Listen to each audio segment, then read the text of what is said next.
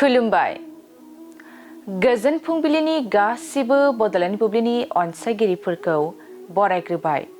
दिनै 22 डिसेम्बर रबिबारनि फान्जामुथिखौ फरायथिनो लादों आं किलिकां ब्रह्मआ। फान्जामुथिनि गिबियाव दं मेष राशि। फिसाया गाज्रि लामाजों आगान सुरलांगोन, फिसाखौ लानानै जिंगासिनांगोन। बृष राशि। गोसोआव बायदि साननाय सोमजिखांगोन, उसुखुथुजोंनो साना बारलांगोन। मिथुन राशि। माबा मोनसे हाबा मावनायाव गुबुननि मदद मोननो हागौ, गोजौ फारसे जौगालांनो हागोन। कर्कट राशि। सानै हयै हाबा मावनाया गाहाम जागोन, बेफार फालांगियाव खहा गोनां जागोन। सिंह राशि। देहायाव जानाय बेमारफ्रा जोबस्रांनो हागौ, सुखु गोजोनै थानो हागोन।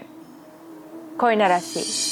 गावनि सांग्रांथि गैयैयावनो नखराव धोन खहा जानो हागौ, गोबां दुखु दाहा सहायनांगोन। तुला राशि। बायदि हाबा मावनो खाबु मोननो हागौ, गोदान मिजिं लाना आगान सुरनो हागोन। वृश्चिक राशि। धोन दौलतआ बांलांनो हागौ, मुलाम्फा गोनां सान जागोन।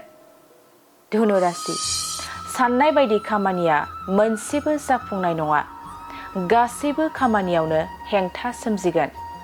मकर राशि। गोबां रांखावरि बाहायनो हागौ, नांगौ मुवा बेसादफ्रा जोबनाय नङा। कुम्भ राशि। फिसायनि जौगानायावनो बिसिनि सुखुआ फैगोन, नखर संसाराव गोजोन फैगोन। मीन राशि। गोजान लामा दावबायनांनो हागौ, नुफेरै जायगाखौ नुनो मोनगोन। दिनै सानसेनि राशि फरायथिनायाबो एसेनोसै।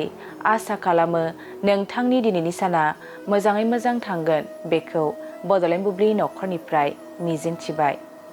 गोजोन्थों।